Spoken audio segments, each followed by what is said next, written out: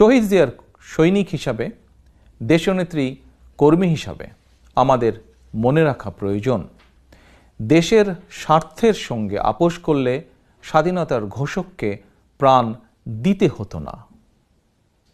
Mother of democracy Begum Khaleda জিয়াকে জালিমের বেড়াজালে বন্দী থাকতে হতো না। সুতরাং দলের সর্বস্তরের নেতা, কর্মী, সমর্থক, শুভাকাঙ্ক্ষীদের প্রতি আমার বিনীত আহ্বান, তথাকথিত উপজেলা নির্বাচন বর্জন করুন, জনগণকেও বর্জন করতে উৎসাহিত করুন, গণতন্ত্রের পক্ষ নিন, জনগণের সঙ্গে থাকুন, জনগণকে সঙ্গে রাখুন। প্রিয় দেশবাসী, বর্তমানে শুধু গণতন্ত্র কিংবা মানবাধিকারই নয়, বর্তমানে খোদ দেশ এবং জনগণের স্বাধীনতায় বিপন্ন।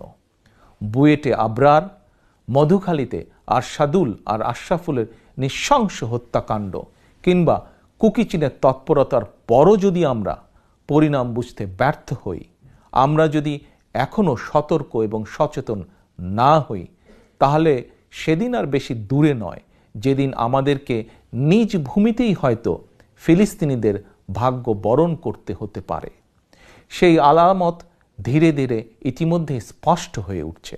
সুতরাং বাংলাদেশের পক্ষের শক্তি, গণতন্ত্রের পক্ষের শক্তিকে অবশ্যই ঐক্যবদ্ধ থাকতে হবে। দেশ এবং জনগণের স্বাধীনতা রক্ষায় হাতে হাত রেখে, কাঁধে কাঁধ মিলিয়ে ঐক্যবদ্ধ প্রতিরোধ গড়ে তুলতে হবে। আমরা ঐক্যবদ্ধ থাকলে জনগণের বাংলাদেশ জনগণের কাছে ফিরিয়ে দেওয়া সময়ের অপেক্ষা মাত্র। আল্লাহ হাফেজ। বাংলাদেশ জিন্দাবাদ। বাংলাদেশ জাতীয়তাবাদী দল জিন্দাবাদ।